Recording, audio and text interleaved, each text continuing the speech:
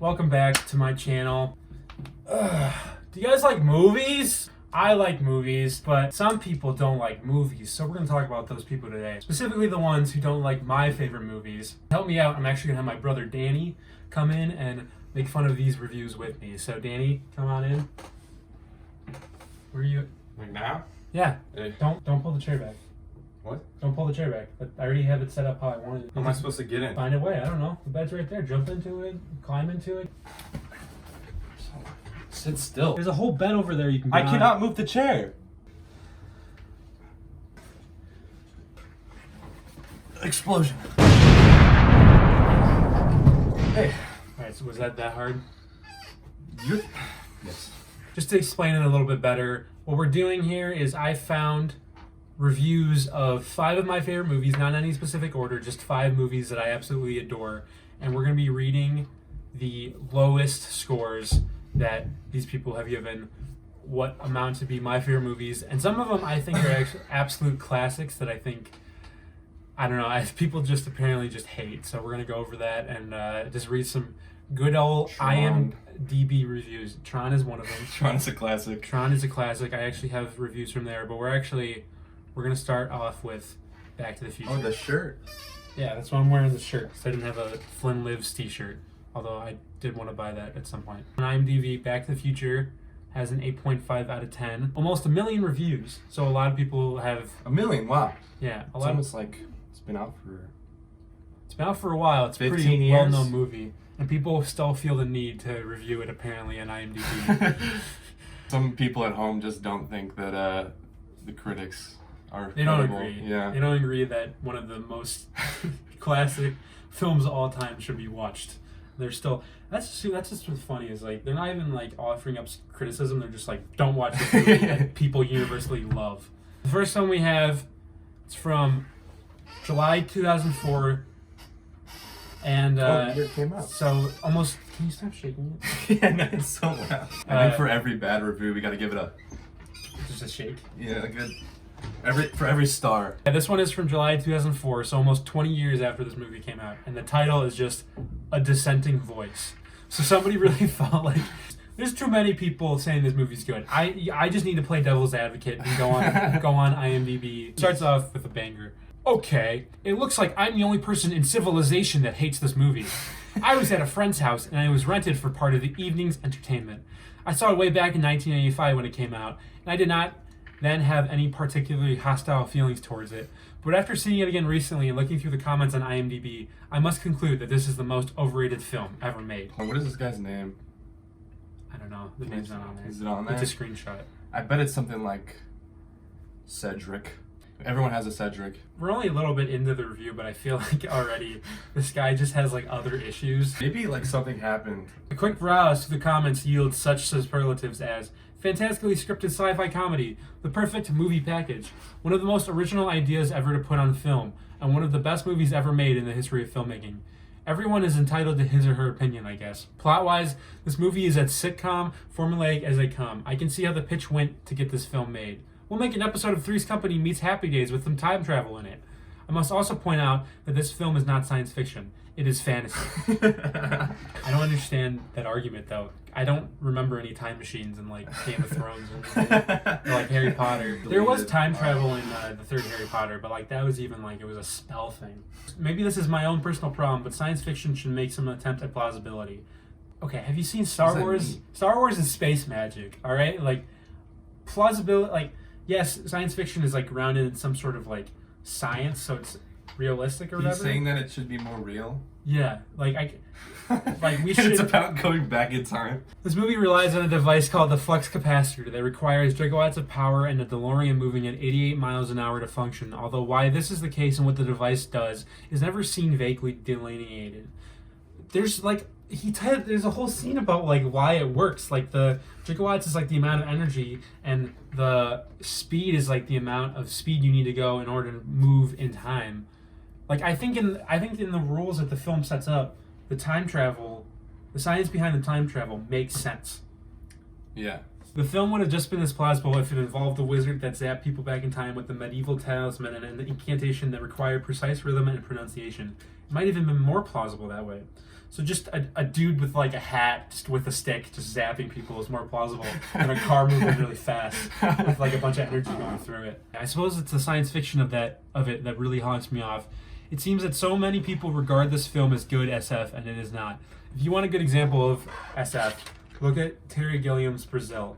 Many people find that film confusing and impenetrable. I can barely say that word. That word is impenetrable. No, it's okay. But good SF usually takes some work to appreciate because it deals with concepts that most people haven't thought about. Is FF a sex thing? I don't know what SF is. SF? The film? ASF? No, it's just SF. Good SF. Good example of no. Science fiction. Oh. Film just takes a formulaic stroll through a combination of well-worn cliches to be found all over situation comedies and time travel stories. Come to think of it, Gilliam's 12 Monkeys deals with the time travel concept far better than this film does. Okay, so the argument can be made that maybe Back to the Future doesn't really do time I think travel I know that how well. this guy watched this movie. How? Like this almost. Just eyes closed. Yeah. I don't think he was really paying too much attention. Alright. Hold on, let me get water real quick. Okay. My water's in my room. It's empty. DeLorean's a piece of shit now. Next one, Short one. 3 out of 10. It's from July 2019, and it just says my notes, and it's just too. You don't have to take cornell notes. Cornell notes is not a thing you need to do to watch Michael J. Fox go back in time and have sex with his mother. A decent concept with a decent story, but filled with old movie quality. Movie qualities. This movie old and dumb. So many dumb moments, barely funny. About one viewing. I think he wrote a recipe. No, 1,000 times no. Yes. About one viewing. That's like when it you make pasta and it's about one serving. Oh yeah. You know.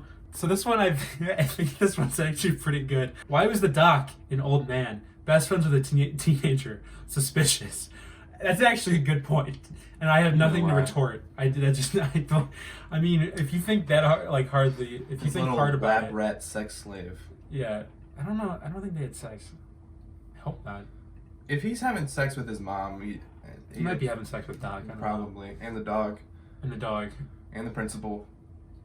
Was Marty a furry? Yeah, we got another one from May 2020. So somebody wrote this during the pandemic. This is definitely a pandemic thought. Somebody was Everyone's going insane. There's Right. so much going on in the world, but this is what This we is have what's to focus important. on. This is bad. Really bad. Some people compare it to Star Wars. Shame on them.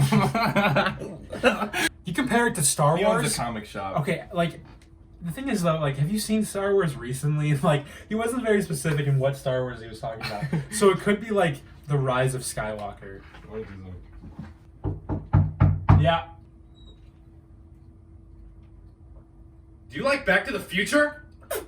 No, I like Star Wars. Fuck you, man! You got that out of your system? got it. Next one we got up, Fight Fight Club. Club. 8.8 out of 10. Almost 2 million reviews, so just a little bit.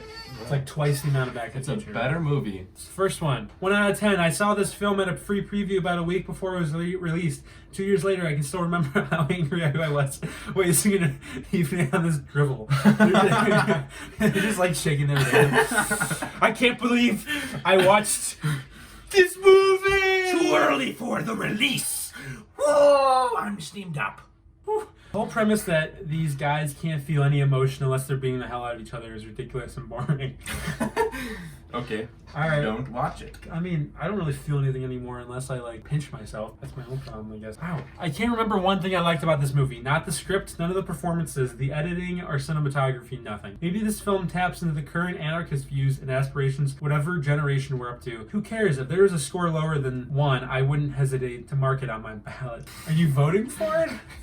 I don't understand. No, he's a Boy Scout for IMDb. He's got all the pins. I'm Back sure in- he was on Back to the Future. He's just covered in actual Rotten pins. Tomatoes. He's covered in all of his reviews, but unlike how the badges for the scouts are small and don't take up that much space, and you put a bunch of them. It's just a bunch of papers pinned into his vest. For that IMDb site? sends him good job stickers every time he does something like a star. Thanks I for worked hard for that. thanks for hanging out Another 1 out of 10 from September 2000. Although this film was watchable for the first hour or so, it goes very rapidly downhill for the sorry remainder of its duration. There are simply too many ideas vying for the viewer's attention. Intellectuals who have found acres and acres of meaning, which David Fincher wanted them to, although he knows that he simply made an extremely pretentious and boring mess. It's not all doom and gloom though. Some very good set pieces in the first half of the film that actually entertained me for a while. This doesn't sound like a 1-star review. Like, this sounds at least like a 3 or 4, maybe a 5. Like, because they said it's like half of the film is good. So I don't think like a 1 is fair for this movie, as much as I love it. If you're like, you don't have to like every movie I like, but just going off of what this review is saying, I don't think they know what to... He also words it like almost like a food review. Boring, overrated, pretentious, confused, and very silly. The Guy Fieri of movie reviews here. He's the guy from Ratatouille. Ego, yeah. 1 star from September 2013. Just Twilight for males. All right, another one from May 2000. Ultimate Dumb Guy movie. How can we get Brad Pitt, Edward Norton, and Meatloaf to beat the crap out of each other? This movie solves that problem and gives the studio license to shoot a film veiled in pseudo philosophies and violence. I like that they censored crap. Crap was too much. The real problem that we had in 1999 was getting Brad Pitt, Edward Norton, and Meatloaf in a movie to beat the crap out of each other. Like, there were no other problems. There was like no other like issue around that time. It was just we needed to get those 3 guys in a movie that just beat the shit out of each other. I miss that America. I mean, what happened in 1999? Just this. I'm pretty certain. It's just dumb. Don't try looking beneath the surface because nothing is there. Maybe that's the point. It provides that men are emasculated and shackled by modern life, their spirits crushed by their jobs and their possessions. In order to escape, you fight. It's so simple. Give up the banalities of ordinary life and find your individuality in a black t-shirt fight game. Makes sense. Teenage males will certainly think so, since it is filmed in the MTV style. Bright color palette, fancy edits, blood, mesmerizing, and simple philosophies to tend over to go over well on that demographic. Journalism. Colors aren't that bright though. It's all like in black and like dark green and rain. It's not like this like bright movie. It actually starts out... What were you going to say? No, It actually starts out promisingly. I love the first quarter, only when it attempts to provide us with answers that are, sorry, far out of the grasp of the writers doesn't fail. I wonder how many of these people are just like... Not gone. real. Yeah. Not existing. Film buffs may want to view it simply for one of the sloppiest, tacked-on surprise endings in cinema history. I can only laugh. Bottom line gone. Alright, 1 star. 2001. The comparison to Clockwork Orange makes me puke.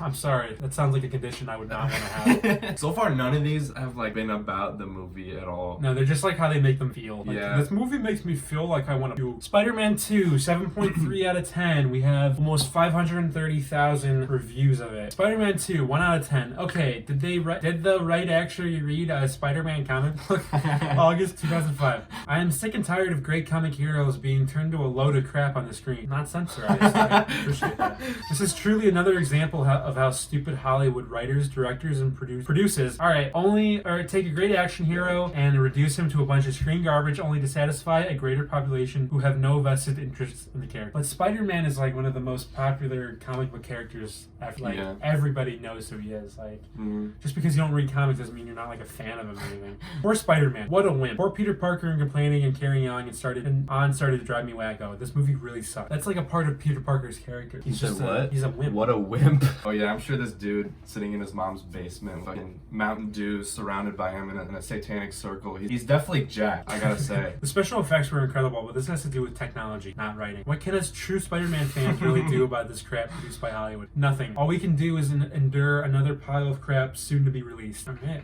Well, he definitely received it after this movie. Michael Moore said it best. Hollywood producers should be forced to see their crappy movies. I think most of them do. Okay, what is his like... There's like premieres and shit. Yeah.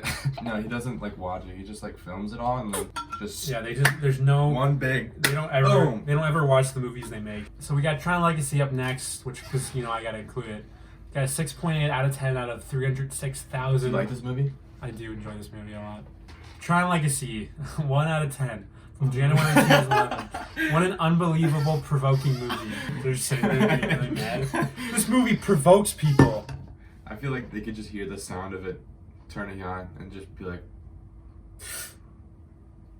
1 star! Another one, 1 out of 10, February 2011, Drivel. I, like many people my age, have been looking forward to this movie since I heard they were doing a sequel. What a disappointment. The first one was bad, but at least it was fun. Why are you looking forward to this movie if you think the first one's bad? I don't understand. This one was wooden on all fronts. The effects were rubbish despite 3D, and the script storyline was unmitigated tedium. There seems to be a trend in recent blockbusters to sacrifice the quality of script and characterization and pile all of the budget into special effects. In this case, that did not even work. I was almost as disappointed as when I watched that dreadful remake of The Day the Earth Stood Still. This film actually gave me a hangover. Avoid at all costs. I would love to get hangovers from movies. That'd be so much cheaper. 1 out of 10. Totally uninspired and creative. That's the whole review. Yeah, no. I agree. This is a complete and utter copy of Tron 1. Whiplash, next one up, 8.5 out of 10 out of that's 674,000 reviews. Whiplash, 1 out of 10 from June 2015. Hollywood make-believe garbage at its best. Having spent most of my entire life in music, playing drums, and teaching the art, I can tell you that there are so many things wrong with this movie. It's laughable. I think I've actually seen this. I saw a video about it. This one? Yeah. Why? Because it's I saw a jazz professor do a video. Oh, a lot of these reviews are about how the jazz. They're all like, wrong. I am the come de la France of jazz. I know everything about jazz. Nobody.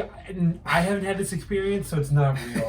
The absurd, over-the-top, face-slapping scene in the trailer was enough for me to avoid seeing it. But at the urging of a friend, a non-musician who thought it was great, I caved into my curiosity. So if you're a non-musician, just don't watch the movie. Yeah. Because you can't critique a movie accurately. You don't get it, dude. You don't get it. It's like You Rick and understand. Morty. Yeah, if you're not a genius who If you don't know how to make a time-traveling DeLorean, don't watch. Don't watch Back to the Future. Yeah. Taste in movies aside, he's still my friend. Yeah, Steven's really stupid when it comes to movies, but we're still friends at least. And I was right in my initial judgment. Watching the entire movie was a waste. I made it halfway through and ditched. Whiplash is an unadulterated load of crap.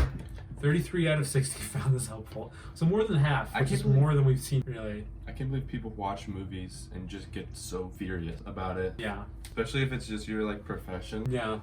There's no way that anybody who watches the movie is like, this isn't real. There's no way this is real. Especially one that's so critical of your profession. Probably means they're somewhat real. 1 out of 10 from November 2015.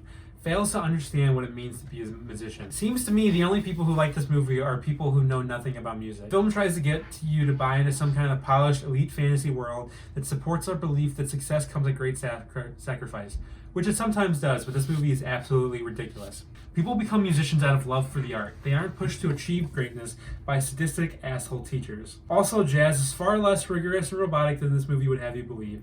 Jazz and blues have always been about self-expression. Play, spontaneity, color, contrast, and emotion. Lots of great jazz players are self-taught and never even went to music school. Many can't even read music. That's why jazz sucks. They don't know what's going on. Listen, I'm making jazz right now.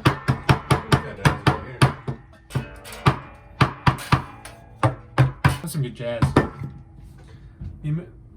Alright. This American movie completely fails to understand one of America's own greatest cultural exports. As a Brit, I appreciate the irony. I can only conclude the writer must be a total dipshit. I feel like that at least goes for the review, too. The person who wrote it. Alright, Whiplash from January 2015. Disgusting nonsense. That's the whole thing. I really like these reviews that are just the headline. There's no added thing. Yeah. Like this one right here from February 2015, 1 out of 10. Watching teenagers being abused. Alright. What? Alright. Right now? Okay. Alright, sorry guys. We had to go eat dinner with our family and talk about politics, so... Well, we're back. Alright, this one is from February 2015. It's a 1 out of 10, and it just says, watching teenagers being abused, which sounds more like a tweet than a review. It sounds more like a live tweet. Just something that he's that you're doing in the moment. Yeah. And this is from February 2015, 1 out of 10. Good job. Number 1. 1 star. You get 1 star for that, for doing a good job. Another one that just gets mad about how they're portraying jazz. This one is from 2014. It's a 1 out of 10. Terrible, unrealistic portrayal of a beautiful art form. parentheses jazz. Whiplash is a terrible, unrealistic movie. First of all the musical forms in popular culture, jazz is one of the most relaxed and organic. I mean, have you ever heard the jazz players from Star Wars? I feel nothing but stress when I listen to those guys. They're kind of scary, dude. The fact that the music director is characterized as a disciplinarian is reminiscent of the classical genre of 60 plus years ago, where musical directors ruled with an almost fascist-like iron fist. This changed years ago in classical music and was never the case in jazz. I am a former professional jazz and classical musician who studied at top music school. Yeah, yes you are. Yes you are. Oh my god. You okay? Oh my god. That was a nasty one. Yeah, I'm sure the person writing a review on IMDb is a classically trained music teacher. Oh yeah, this is definitely legit. What's his name? J.H. Thomas, 2002. He was born in 2002. He was like 12 years old. And he's a jazz professional. He's a jazz professional. I am a former professional jazz and classical musician who studied at the top music schools. Creating great jazz is about relaxing and being in the moment, not being frightened to the point of crying because of an evil music director. I think that's the point he's trying to make, though. It's like this, like... Feel the jazz. I feel it! Ah! Ow, my dick. Did I hit your dick with your own hand? Yeah.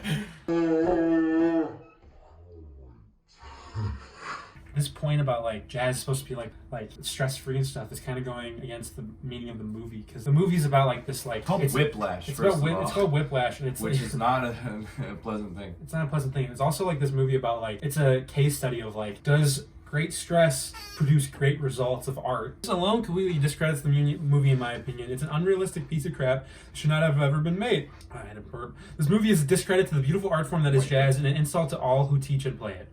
I think you're just making jazz more important in this movie than it should be. I don't think it's jazz, all about how he like taught it. It's not about like the realism of jazz. It's not like a commentary. It's not a commentary on jazz. Yeah, it's not a documentary on how jazz is. Yeah, it's not taught. It's literally about how like a person teaches somebody else. Yeah. And like the effects a person can have on another person. Jazz doesn't matter. It could be country music. It could be like Jason Aldean screaming and Miles Teller, and like the movie movie quality would probably change because Jason Aldean, but the themes of the movie wouldn't change depending on like the music form. I mean, like there's a great respect that the characters have for jazz and everything like that, but it's really just a conduit for the movie's events, you know. And abusing your kids. I don't know. Dan kids had it coming. I don't know. Yeah, and kids too. All right, that's all we got for you guys today. I hope you enjoyed.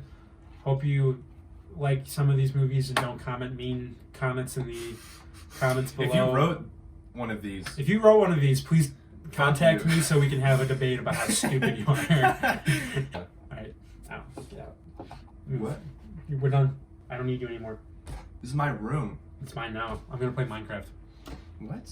Yeah. Finally, mother.